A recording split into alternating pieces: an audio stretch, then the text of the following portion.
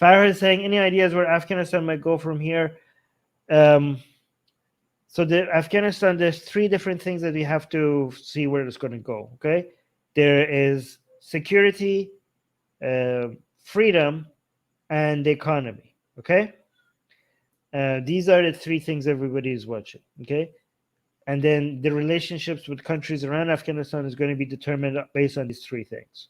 Okay, so because of, for example, because of lack of freedom and women's rights and stuff like that, that's going to push away countries from them. But because of the desperation and the crisis that Afghanistan is dealing with right now when it comes to poverty and people, like there seems to be a prediction of a collapse of the economy. I don't know how accurate that is, but that seems to be what people are warning us about. So this is going to motivate some countries to somehow be involved without recognizing the Taliban.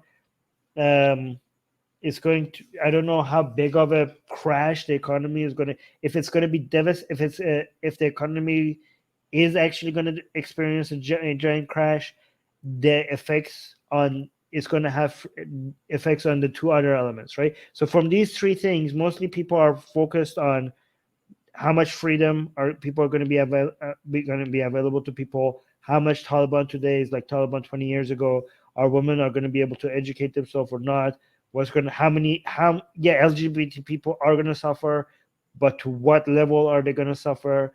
Religious minorities, okay, yes, we know they're going to suffer, but to what level are they going to suffer? These are the questions we're going to be asking. And right now there's competition between two different groups in Afghanistan, right? Two different Talibans. We have the Doha, Kandahari Taliban, and then we have the ISI, Haqqani Network, ISI supported Haqqani Network, Taliban. And then we have ISIS-K as well in the background, just waiting for everybody in Taliban, because the Taliban right now is trying to appease other countries, which saying like, guys, we're not that bad. Look, we're doing this, we're doing that. Please recognize our government so we could start doing trades with everybody, so that people could actually start coming and invest in Afghanistan, because we desperately need that. We're sitting on $1 trillion worth of minerals, and we can't get to it because we don't have the tools to get to it. Okay, we're just sitting on top of it, and we don't have the roads and the train and the tools and any of the infrastructure to get that out, and our economy is collapsing. They're sitting on gold, not gold literally, with some other metals, but they're sitting on a lot of wealth, and the economy is collapsing. Okay, they need relationships with other countries. They need recognition from other countries, and this is going to push them to becoming pragmatic and becoming less like the Taliban, like they were 20 years ago. Still horrible, but they can't become too pragmatic, because if they become too pragmatic, then their members are going to be like the people in Taliban, people that join to fight. They're going to be like, this is not the Pakistan. This is not the Taliban I know. This is not what we fought for. Like, as soon as they were right, as soon as we would come into power, we become corrupt. We start talking to Americans. We're having an American. We're talking about having American embassy. We're asking for United States help. The people that we just defeated, guys. There are even Taliban people that are afraid. There are Taliban members right now that they're like, what if I don't die?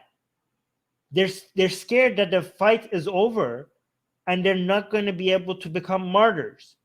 Their Taliban commanders some of them are promising their soldiers, like, don't worry, there's still going to be opportunities for you to die. Like, this is the promise that they're giving some of the Taliban members. Like, they're having a panic attack. They're having a crisis of like, oh my God, there's no more war. I lost my chance at becoming a martyr. And they're like, all right. So they might and the ones that, and there are other ones that they're looking at their leaders and they're like, we were like, you're becoming this, like the things that we were fighting against, right? So that's why ISIS-K is banking on this, and they're like, "Ooh, this is great. We're having disinfected people, like people who are like not losing faith in Taliban. We're going to have an economic collapse. This is the best environment for radical groups to grow, right? So economy, like right now with the Taliban, with all the trade stopping, recognition stopping, it could become devastating, and a lot of people are going to suffer from starvation and shit like that, right? The poverty levels are really bad, and it could get really worse soon. Security wise, ISIS-K is just going to like other groups might have a field day, and China might not be able to invest. Like everybody's looking at China to invest in with the Taliban, and because of all the mineral wealth, right? But if the situation becomes security wise becomes untenable for China, you have eager Muslims from radical groups of some Uyghurs joining groups in Afghanistan as a way to target China. That's not going to be a situation where China is going to be comfortable to send, experts and investments in. So a lot of countries are waiting to see how much stability can Taliban introduce before they start investing in. So Taliban is going to be very much under pressure, but the Taliban also can't wait. Taliban is like, well, I need that money to come in so that people could see some stability in their economic lives, or else the radical groups are going to grow. So it's kind of like a chicken and the egg problem. Like I need the money to be able to create stability, but the money is not coming in because of lack of stability, right? So they're all related. So I said there's like the freedoms, the security, and the economy, right? So the economy, if it collapses, security would be going to be a hotbed for radical groups, and that will hurt the security. Remember, the main thing that the Taliban sold to Afghanistan people as the reason why they should like accept them, and a lot of people still support the Taliban in Afghanistan, was because yes, we might lose some of our freedom, but all this corruption and all this war will end. So yes, Taliban, please come and take over, right? But now, if Taliban can't provide that, because Taliban is now going to be in a position where the Russians and Americans were. The Russians were like, God damn it, we can't control Afghanistan. We're out of here. And the Americans are like, God damn it, we can't control Afghanistan. We're out of here. And now maybe the Taliban is going to be in the same position. Now Taliban is, the 20 years Taliban was not doing much of ruling. That was not really much of anything. Now this Taliban today is different from the situation that Taliban is dealing with is a different Afghanistan than the Afghanistan 20 years ago. They have to actually start ruling. And now Taliban is going to might be saying the same thing that the Russians and the Americans. They're like, God damn it, this thing is uncontrollable, right? So I don't know if that's going to happen.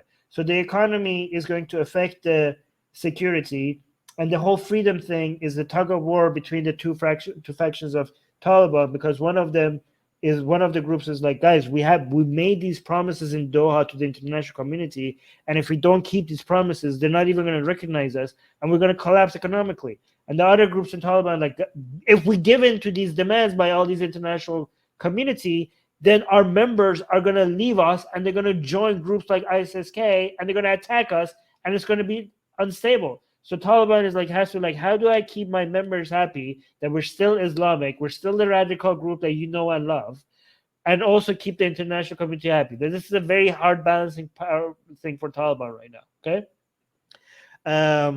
they're like, so sometimes if you see the Taliban is punishing like somebody who's gay, sometimes it's because like it's like, look guys, we're still the Taliban that you love. Like, okay, like that might be the messaging there, right? Like a lot of people who left the Taliban and joined ISIS-K, they consider Taliban to be ex-Muslim now. They think they're heretics. They're like, you guys are not Muslim anymore because you're talking to Americans, and you also said to Shias that you're going to be protecting them, which is even worse than they have videos of Taliban like, hey, Taliban came out with a video saying like, we're not the Taliban like 20 years ago. Look, we love Shias. We're going to protect them. So many Taliban members like, what? The Shias are our number one enemy. Like, forget America. If you are talking about Shias, this is like, you're definitely heretics. You're definitely heretics. And now they're joining. And ISIS-K is coming out with the messaging of saying, we told you guys, nations are not the way. The Caliphate is the way. Nations is a Western invention. you cannot believe the nation state model is not how you define Islam. The only way you define Islam, because Taliban is like a nation state, Islamic nation state model in Afghanistan. ISIS-K is like, what the hell is Afghanistan? Islam doesn't recognize nation states. Islam recognizes a caliphate, and that's what ISIS does. It's called the Islamic State, the Islamic State, which was supposed to take over the entire world, not Afghanistan. Like, what is it? Like, your belief, ISIS and ISIS-K will say that your belief in nation state, it's by itself is heretical. You're like fighting for the Afghanistan, this concept of a nation that was invented by Western ideology. Is that what you're defending? Right? So this is, and if the Taliban fails, ISIS-K will like, we told you not to believe in nation states, bring back the caliphate. Does that make sense, guys? Was that a good summary of the situation? Hey guys, if you want to join these streams live, get your comments and questions read by Ali and Armin and the guests, and most importantly, to get full access to the full video versions of all these episodes, become a patron. Link in the description below.